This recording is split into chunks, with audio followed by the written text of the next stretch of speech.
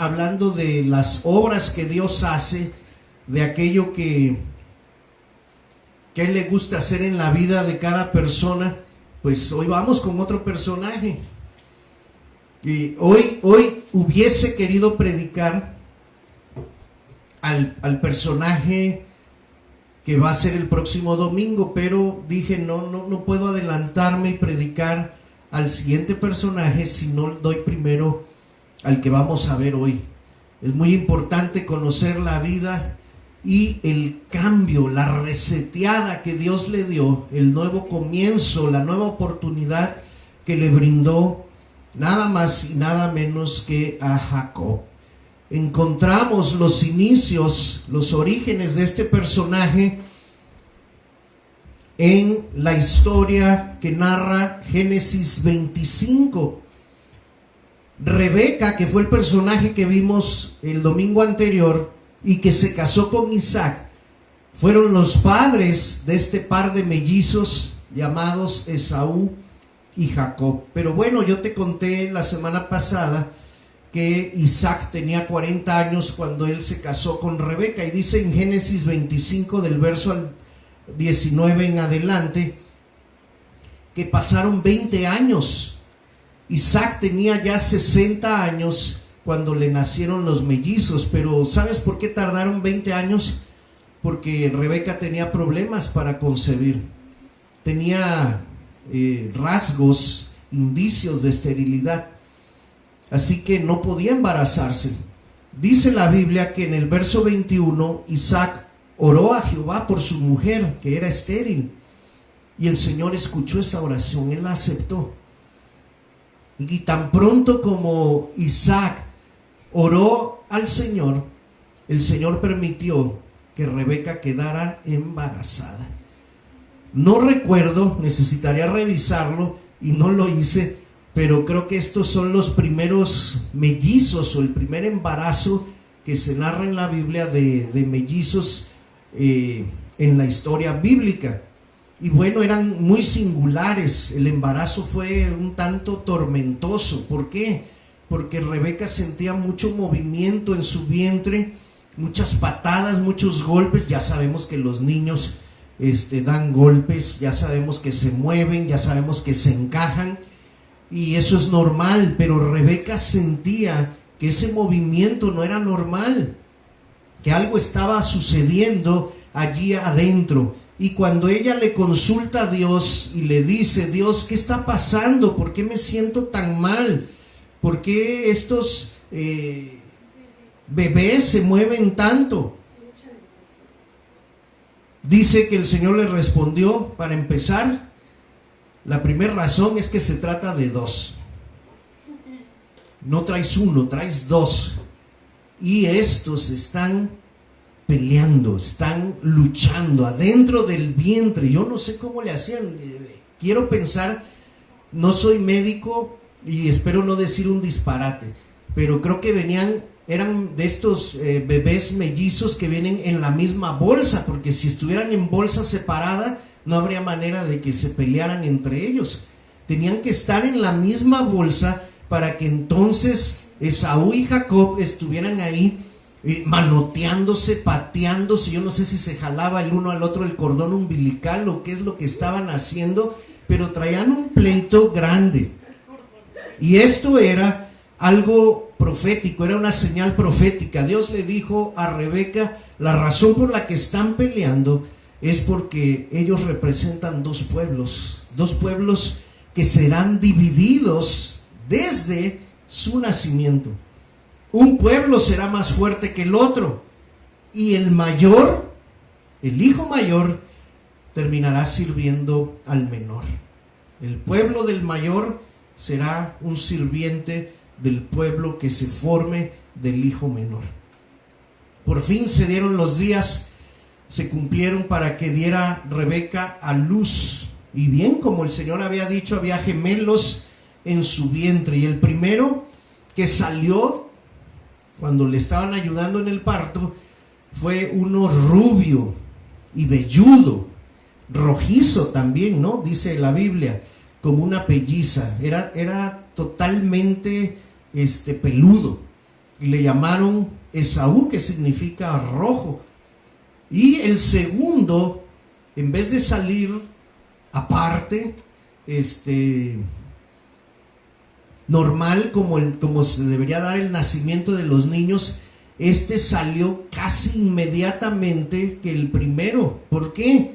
Porque dice que venía su mano agarrada del tobillo de su hermano Esaú. Ahí venía, bien pescado, como peleando a ver quién nacía primero, ¿no? Como no dejándolo salir, y dijo, bueno, si tú sales, yo me voy contigo. Así que tan pronto como venía saliendo Esaú, ahí venía pescado del tobillo la manita de Jacob. Este nombre que recibió Jacob, pues se deriva precisamente de esta forma en la que nació, de que tomó el tobillo de su hermano. Por eso le pusieron de nombre suplantador, ¿sí? Yo no sé si esto tenga que ver con que venía tomado de su planta. Entonces, de alguna manera Jacob estaba tratando de usurpar un lugar que no le correspondía, ¿no? Pero recuerden la profecía que Dios ya le había dado a Rebeca. Así que tenemos por un lado al gemelo rojizo y por el otro lado tenemos al suplantador. Así que imagínate que todos los días, yo sé que en hebreo, pues el nombre de Jacob se oye como un nombre, tanto que en español hemos adoptado ese nombre, y hay personas en México y en Latinoamérica que se llaman así, Jacob o Jacobo. Pero en hebreo Jacob suena como si en español tú le estuvieras diciendo a tu hijo, tramposo, suplantador, ven, ya está la comida lista. Suplantador, ¿puedes ir a avisarle a tu papá que ya venga a comer? Transitas, hey, ven, quiero dar un abrazo. Así sonaba el nombre. Suplantador, tramposo. Yo dije tranzas porque en México así le llamamos a ese tipo de personas. Entonces imagínate crecer con ese nombre, escuchándolo todos los santos días. Hay una película que se titula De ladrón a policía, una película cómica que quizás puedas ver en Netflix o en alguno de estos sitios de películas, con Martin Lawrence, donde este hombre es un ladrón. Así inicia la película, pero por azares del destino, como él roba un diamante y lo esconde en una estación de policía, se hace pasar como un policía a fin de recuperar el diamante que había robado. Al final el hombre termina comportándose totalmente ya como un policía, a pesar de ser un ladrón. Y bueno, así podríamos decirle nosotros o titularle a nuestra historia del personaje de hoy: de tramposo a recto. Y ahorita vamos a ver ese cambio, ese nuevo comienzo que Dios le permitió a Jacob. Crecieron los niños, dice el capítulo 25 de Génesis, y Esaú se dedicó a la cacería y era muy bueno para ello, mientras que Jacob era más tranquilo y él se dedicaba a estar en casa. Él habitaba ahí, le gustaba estar con su mamá, inclusive tenía dotes culinarios, ¿no? Le gustaba la gastronomía, era el chef, el que ayudaba a su mami allí a hacer la comida. Y dice que un día Jacob estaba cocinando un rico guiso, un potaje, algunos dicen que era de lentejas. Esaú regresa del campo cansado de la casa con mucha hambre y no tenía tiempo para cocinar lo que había cazado, así que le llega el aroma de lo que está preparando Jacob y le dice: dame de comer un poco de eso que estás haciendo. Y Jacob aprovecha.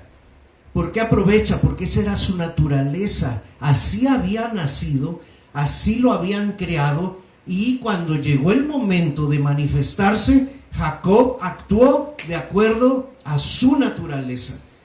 Así que buscó la manera de sacar provecho, de suplantar, de usurpar, de hacer una trampa, de hacer una maniobra sucia que pusiera en jaque a su hermano, y le dijo: mira, claro que te doy, pero véndeme tu primogenitura, dame los derechos del primogénito.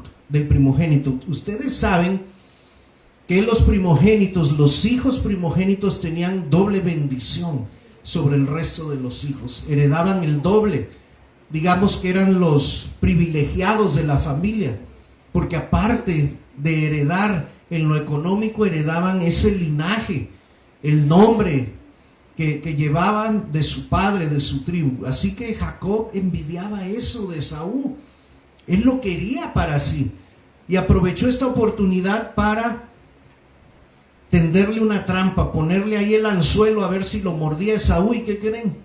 Tenía tanta hambre que mordió el anzuelo. Le dijo: mira, tengo tanta hambre que ahorita no me importan eso de los derechos de la primogenitura. ¿De qué me sirven si me estoy muriendo de hambre y tú ya tienes? Anda, dámelo. Y sí, quédate con esos derechos.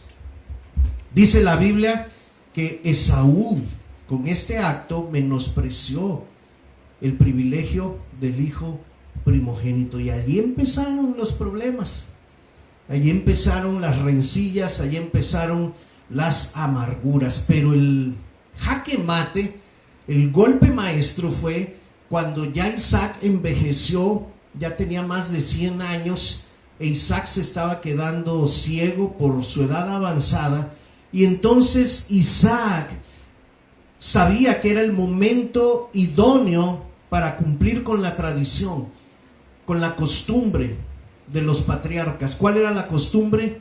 Que llegado el momento cercano a la muerte, llamar a sus hijos para bendecirlos. Obviamente el primero en ser llamado tendría que ser el primogénito para recibir la mayor de las bendiciones. Rebeca, como buena esposa, conocía el corazón de su esposo y se enteró que Isaac ya tenía planes para hacer esto. Por lo tanto, se pone de acuerdo con Jacob y le dice: tu padre está a punto de dar la bendición al primogénito. Hazme caso, vamos a hacer lo siguiente. Recuerda, por favor, que la que consultó a Dios por el asunto del problema en su vientre fue Rebeca. Yo no sé, casi estoy seguro y sospecho que ella no se lo contó a Isaac. Solamente ella sabía que el menor terminaría siendo el mayor. Obviamente Dios no le dijo que el método para hacerlo era usando la trampa y el engaño. Esto ya fue cosecha humana. Pero ella se puso tan aprensiva, tan nerviosa de que ya Isaac iba a bendecir al primogénito, que lo único que se le ocurrió fue hacer trampa, orquestar un engaño, toda una obra de teatro para que Isaac le diera la bendición a Jacob. ¿Qué hicieron? Pues cocieron un corderito como le gustaba a Isaac, lo cocinaron en la casa mientras Esaú se había ido a cazar. Así que aprovechando que Esaú no estaba, ellos hicieron el cabrito como a Isaac le gustaba, y con la piel del cabrito le pusieron un disfraz, o le hizo un disfraz a Jacob que cubriera sus brazos, sus piernas, aquí el dorso de la mano, porque Esaú era muy velludo, mientras que Jacob era lampiño. Le puso con el olor del cabrito de la piel un olor a Esaú y le dijo: hijo, preséntate ante tu padre, al cabo que ya no ve muy bien, y ofrécele la comida para que te dé su bendición. Y ahí fue Jacob, bien obediente. Recuerden que Jacob pues había sido criado de esta manera, así que él estaba acostumbrado a las mentiras, a las trampas, a las tranzas, a ocupar lugares que no le correspondían. Cuando llega con Isaac, Isaac se sorprende de que la comida estuviera lista tan pronto y le dice: ¿quién anda allí? ¿Quién eres? Y Jacob le dice: soy yo, tu hijo Esaú.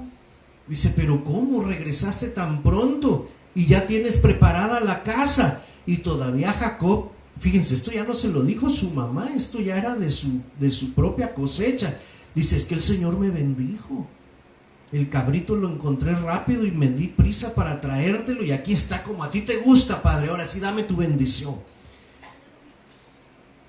Isaac estaba un poco dudoso de esa información, así que le dice a Jacob, ven, acércate, porque algo raro noto. Acércate aquí, déjame olerte, déjame palparte.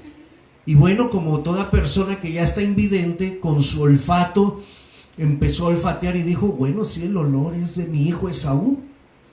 Y luego empezó a palparlo y dijo, bueno, sí, las manos velludas, los brazos velludos, todo esto corresponde a mi hijo Esaú, aunque la voz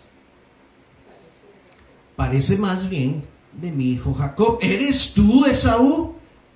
Y Jacob, muy quitado de la pena, le dice, claro que soy yo, papá, aquí estoy, listo, dame tu bendición.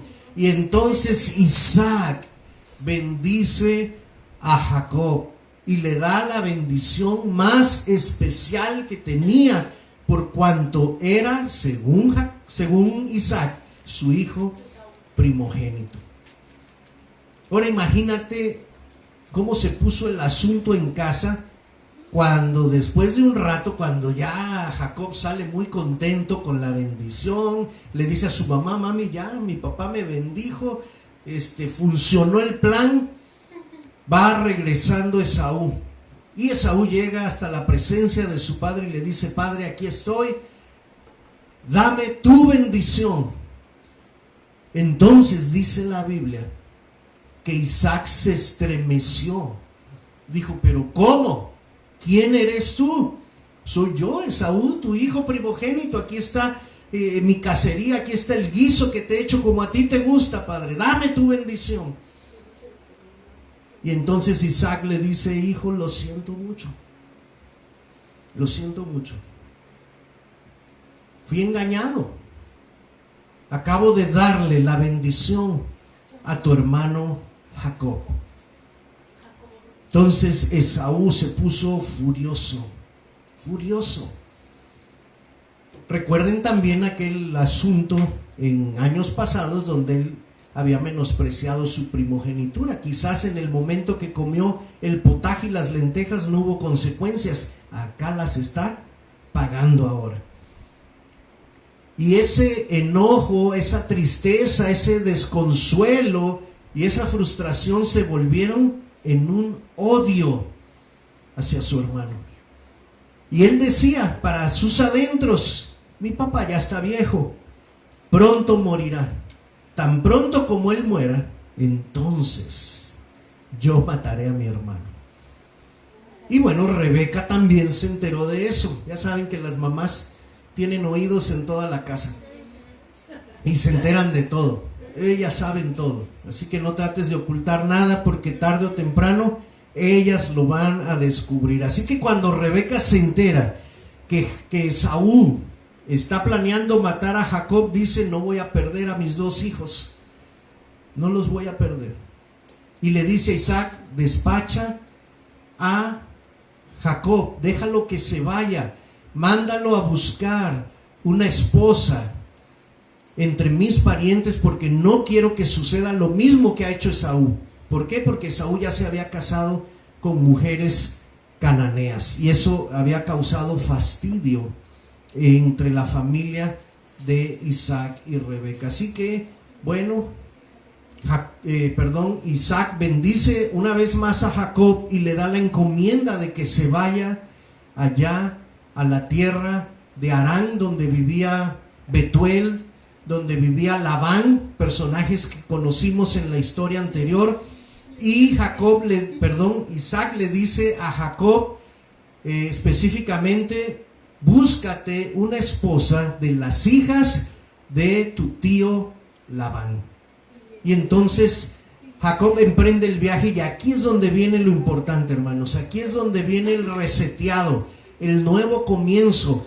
Dos encuentros fundamentales que Jacob tuvo que vivir para que su vida fuera cambiada de tramposo a recto, de ladrón a policía.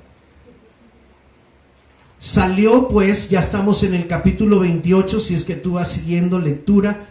Salió Jacob de Beerseba con rumbo a Harán para buscar a la familia de su tío Labán.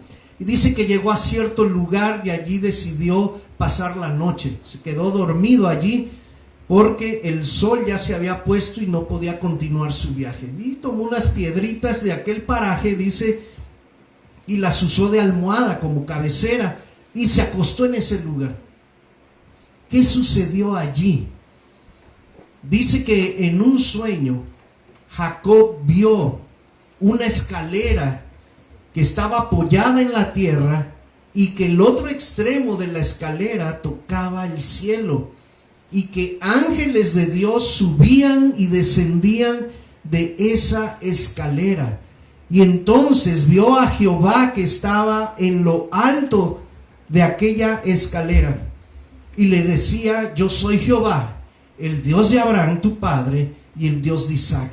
La tierra en la que estás acostado te la daré a ti y a tu descendencia. Y Dios le repite el mismo pacto que le había dado a su abuelo Abraham. Pero recuerden algo: desde que vimos el nacimiento de Jacob hasta este momento, no se nos narra ningún encuentro personal de Jacob con Dios.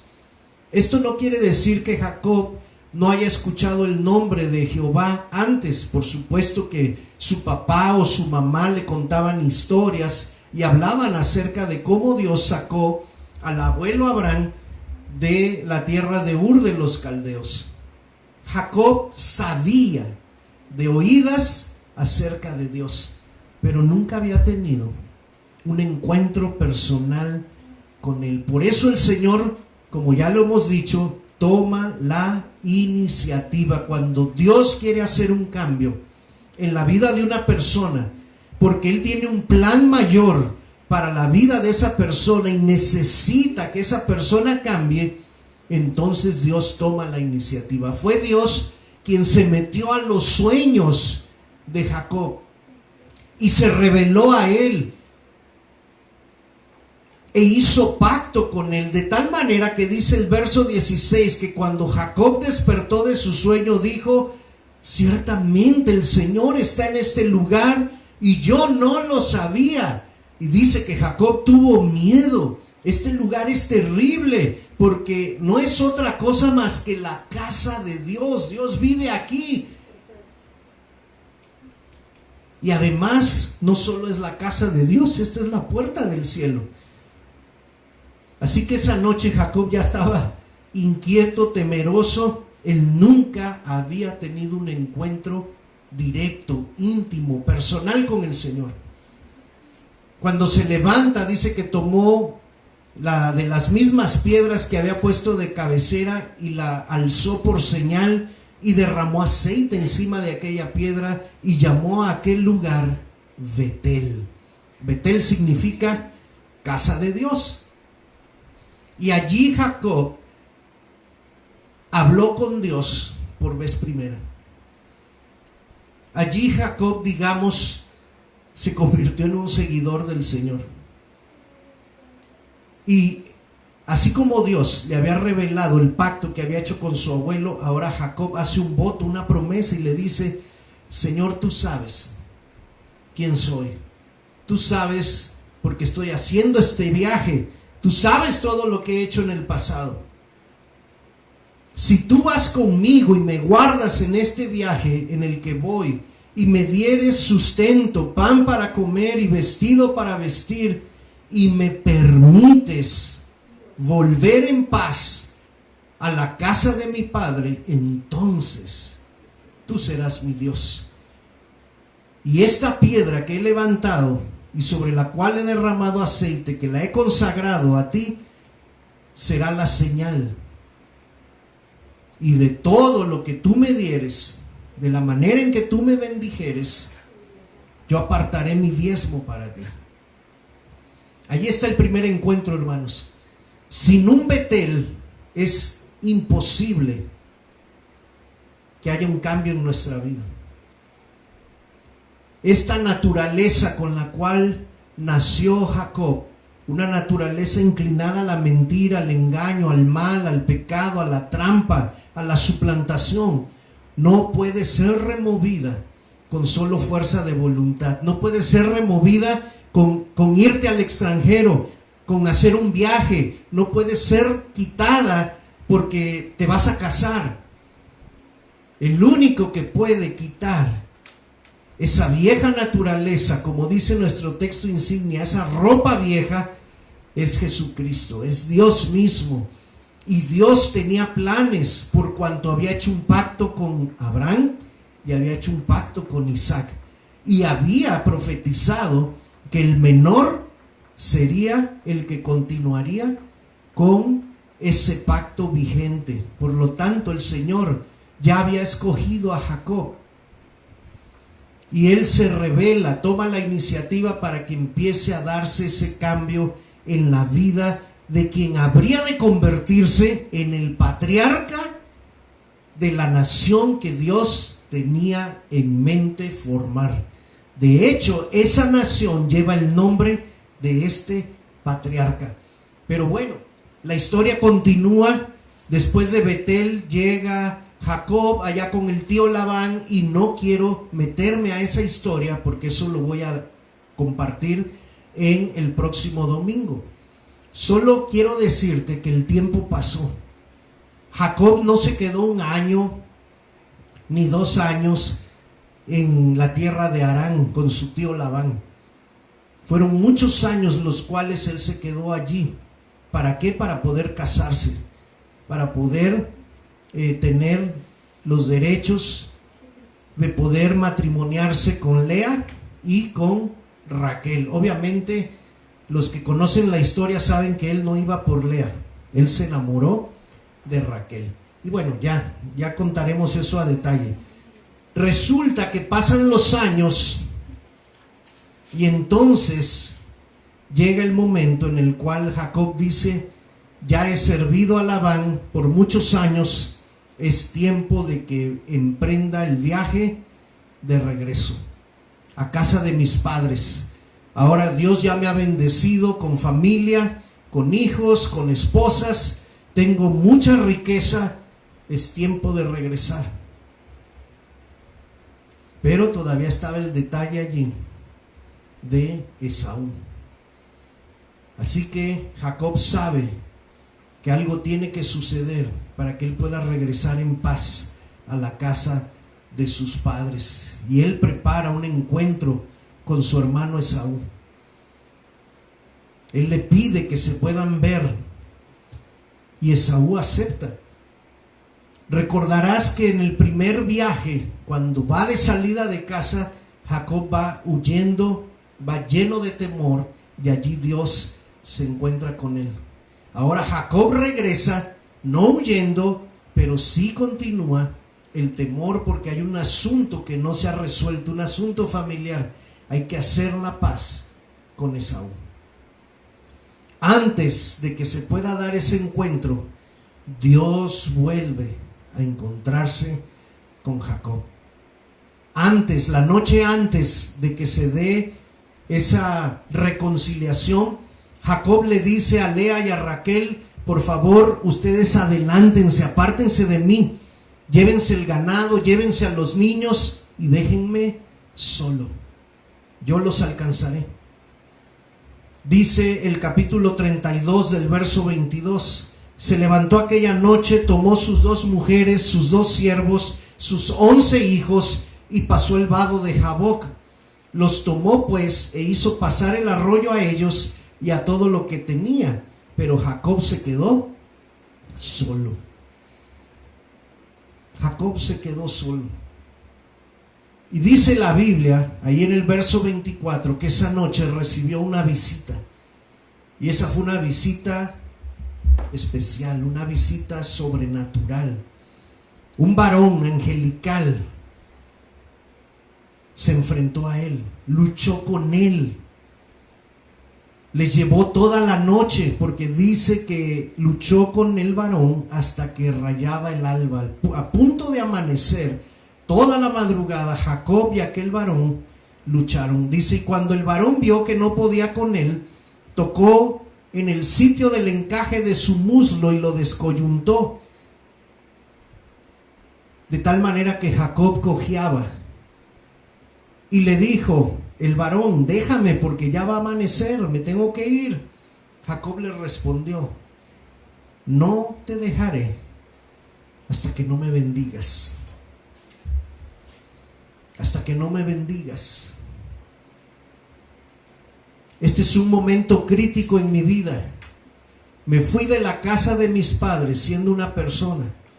Ahora quiero regresar siendo una totalmente diferente. Necesito la gracia, el favor de mi hermano. No puedo regresar con este pleito cargando a mis espaldas. Han pasado muchos años y el Señor ha tratado conmigo. Necesito su bendición.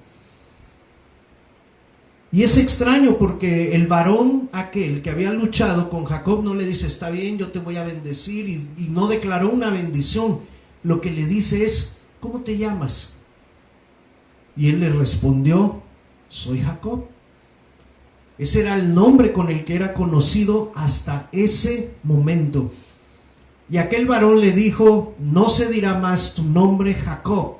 De ahora en adelante, a partir de este momento, hacemos un life reset, hacemos un nuevo comienzo. Ahora tú te llamarás Israel. ¿Por qué? Porque has luchado con Dios y con los hombres y has prevalecido. El nombre Israel significa el que lucha con Dios, pero también revisando en los diccionarios bíblicos se dice que esa palabra Israel también significa recto, un varón justo, honesto. ¿Te das cuenta lo que está haciendo Dios aquí? Está dejando atrás la ropa vieja de Jacob. Le está diciendo: tú ya no serás llamado el tramposo, ya no serás llamado el suplantador, ya no serás llamado el usurpador. A partir de hoy, tú eres Israel, el recto, el honesto, el justo. Y este nombre será el mismo que llevará mi nación, la nación que yo voy a formar para testimonio al resto de las naciones. Mira, hermano, todos nosotros necesitamos en nuestros nuevos comienzos un Betel y un Peniel. Peniel fue el nombre que le puso Jacob a aquel lugar, porque dijo: mis ojos han visto el rostro de Dios. Peniel significa el rostro de Dios, Betel significa la casa de Dios. Todos nosotros necesitamos en algún punto de nuestra vida que Dios tome la iniciativa y produzca un Betel en nuestra vida. Betel es el inicio del cambio. Betel es el primer encuentro con Jesús. Betel es el día en el cual escuchamos que Jesús nos ama.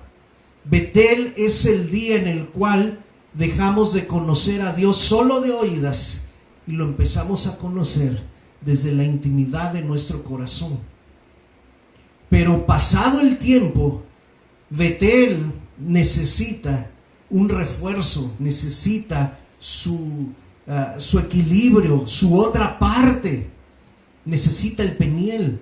Necesitamos todos nosotros, después de haber conocido a Dios por vez primera, necesitamos ese refuerzo donde el Señor venga y nos diga: tenemos que luchar cuerpo a cuerpo, tenemos que luchar mano a mano, cara a cara, tú y yo, para despojarte de aquello que puede estorbar tu nuevo comienzo.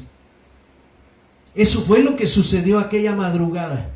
Esa lucha fue entre el viejo Jacob y el nuevo Israel, que habría de formarse de los lomos de aquel patriarca. Seguramente muchos de los que están viendo esta transmisión ya han tenido un Betel en su vida, porque si no hubieran tenido un Betel ni siquiera estarían conectados a la transmisión. Tú no serías un cristiano, tú no serías un seguidor de Jesús. Pero muchos de nosotros le huimos al Peniel, nos conformamos solo con Betel y decimos: Señor, qué bueno eres, acepto esta primera bendición. Pero el Señor dice: espérame, aún no termino contigo. Betel es solo el inicio. Necesitamos encontrarnos una vez más cara a cara en un Peniel.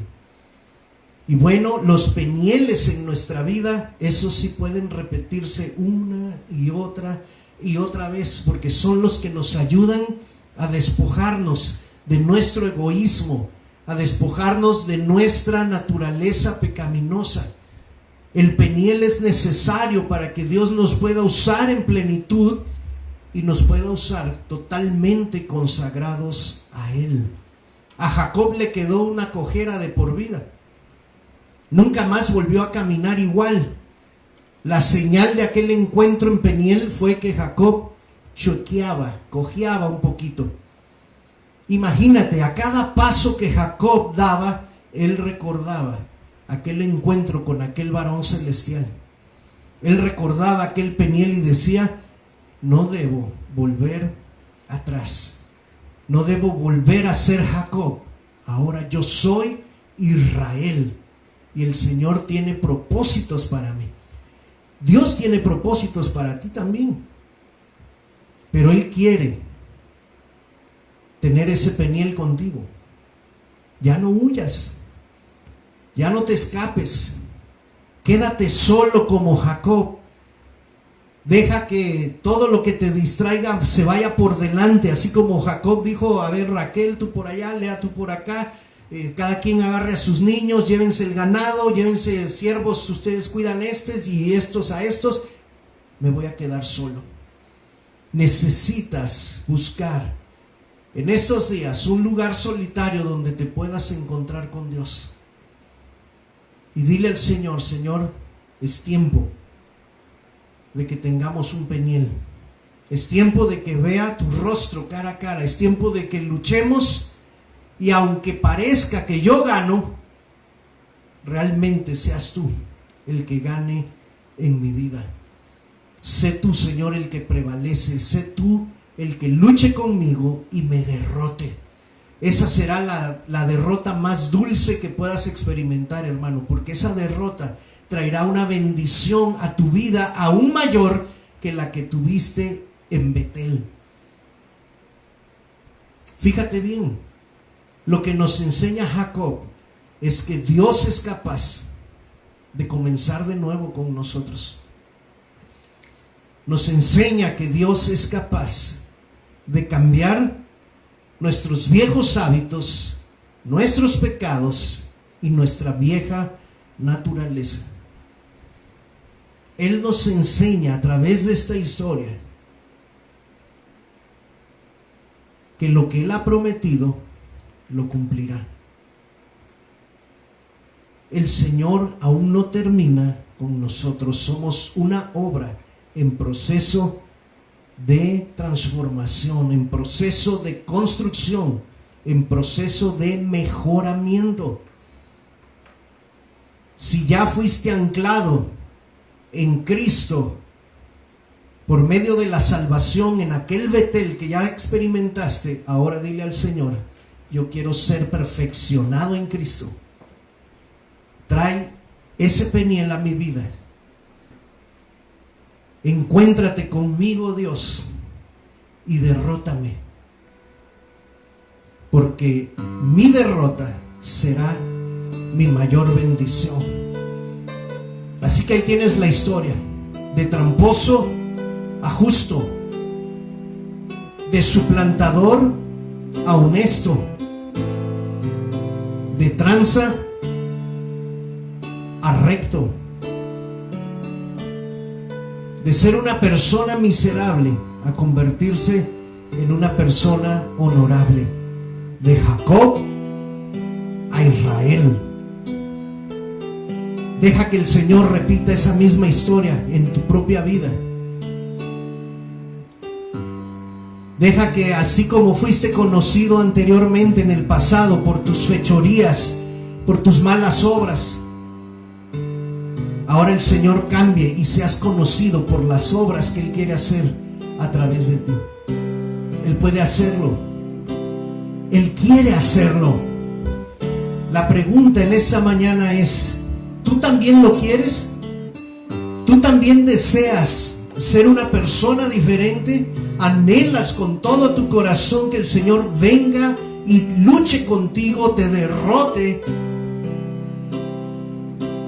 y tenga ese Peniel contigo. Voy a hacer una oración. Yo voy a orar para que el Señor permita muchos Penieles en los próximos días, muchos cambios. ¿Sabes por qué? Porque los necesitamos. Aún no somos una obra completa y no lo seremos a menos que ese Peniel llegue. Cierra tus ojos. Señor, reconocemos esta mañana que hemos recibido la bendición de Betel. La bendición de Betel está sobre nuestras vidas y la hemos recibido con gozo, Señor. Y Betel ha significado para nosotros el inicio de un nuevo comienzo. Pero también reconocemos, Dios, que hemos postergado el Peniel, le hemos dado vueltas, hemos huido de ese encuentro, no hemos querido enfrentar algunas cosas del pasado, no hemos querido cambiar, Señor, algunas áreas que sabemos que nos siguen estorbando. Por eso, Señor, tú llevaste a Jacob a aquel lugar para tener ese segundo encuentro que sería definitivo en la vida del patriarca. Ese marcaría realmente el adiós al viejo Jacob y la bienvenida al nuevo Israel. Padre, eso que tú quieres hacer en nosotros requiere de un Peniel, requiere de estar a solas, requiere de no tener distractores, requiere de una lucha, Señor, que quizás se lleve horas, una lucha que implica despojarnos de nuestro egoísmo, despojarnos del pasado, despojarnos, Señor, de los viejos hábitos. Y Padre, eso no se quita tan fácilmente, eso requiere una lucha intensa.